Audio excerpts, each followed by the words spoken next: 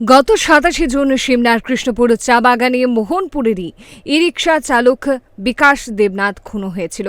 এরপর ঘটনা তদন্তে নেমে পুলিশ ৩ জনকে এই ঘটনায় জড়িত অভিযোগে গ্রেফতার করে। প্রথমে পুলিশ সন্দেহজনক ৬ জনকে জিজ্ঞাসাবাদ করে, শেষ পর্যন্ত ৩ জনকে গ্রেফতার করে। শনিবার সিধাই থানায় সাংবাদিক সম্মেলনে পশ্চিম জেলার অতিরিক্ত পুলিশ সুপার হিমাদ্রি প্রসাদ দাস জানান, এই ঘটনায় জড়িত আরও কয়েকজন এখনও পালিয়ে রয়েছে। তাদের ধরার জন্য পুলিশ খোঁজ খবর নিচ্ছে। বাইরের আরও ১-২ জন পালিয়ে আছে বলে পুলিশের সন্দেহ। এই খুনকাণ্ডে যে অভিযুক্তদের আটক করা হয়েছে তারা হল সিমনা বিধানসভার দারোগামুড়ার যুবক প্রত্যুষ দেববর্মা, সুইং দেববর্মা। এদের ৩০ জুন ভোরে তাদের নিজ নিজ বাড়ি থেকে আটক করা হয়। বিক্রম দেববর্মাকে আটক করা হয় ১ জুন বজরংনগর থানার দুর্গা চৌধুরী পাড়ার নিজ বাড়ি থেকে।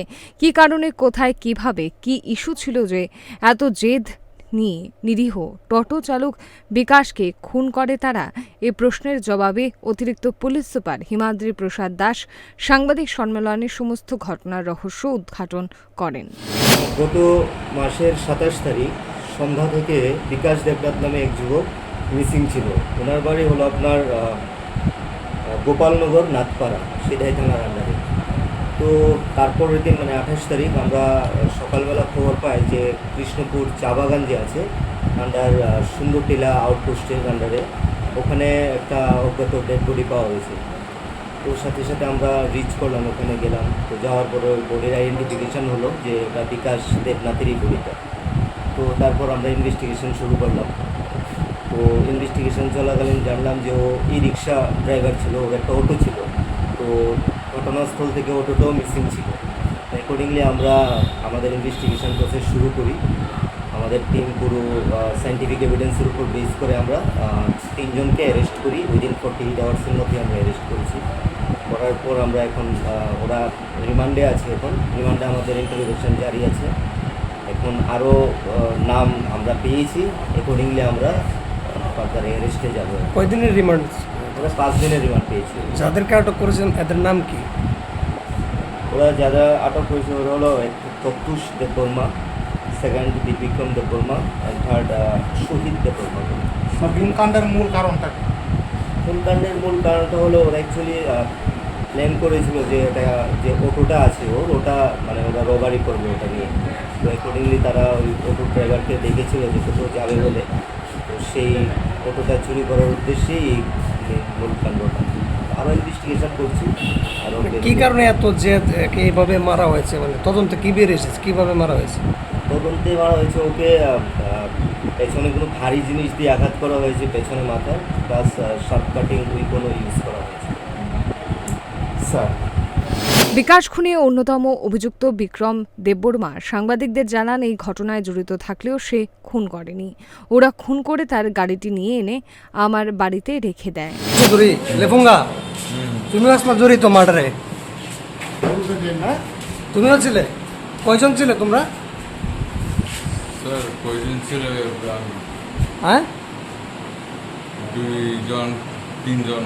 3 জন ছিলে তোমরা? 2 জন আমার, 3 জন। কী কারণে মেরেছো এই রিক্সা চালককে? স্যার আমি মেরেছি না তো। তো তোমাকে অ্যারেস্ট করা হয়েছে কেন?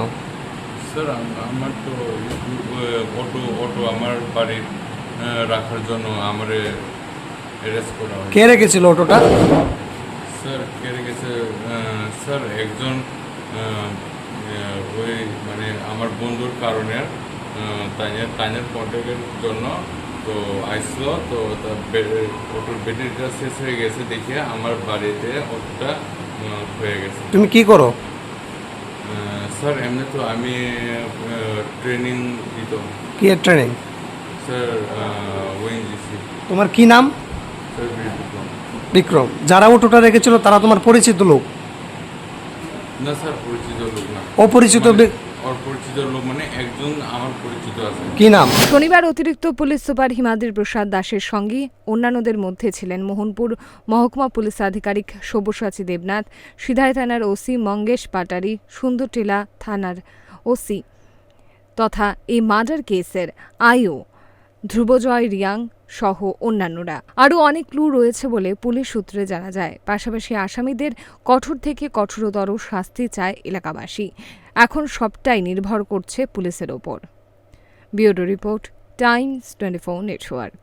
স্বর্ণকমল জুয়েলার্স এর স্বর্ণ বর্ষা অফার 23 জুন থেকে 12 জুলাই পর্যন্ত পাবেন 100% অফ ডায়মন্ড জুয়েলারি মেকিং চার্জে আর 25% অফ গোল্ড জুয়েলারি মেকিং চার্জে। কেনাকাটায় অ্যাশিওরড গিফট আর আছে স্পেশাল এক্সচেঞ্জ অফার। পুরনো সোনার বদলে পান নতুন হলমার্ক জুয়েলারি, সঙ্গে exclusive diamond necklace exhibition. Mega lucky ড্রতে জিতুন দুটো স্কুটার আর 11টা home appliances. Swarnakamal jewellers, Agartala Hariganga Basak road আর উদয়পুর সেন্ট্রাল রোড চক বাজারের সামনে।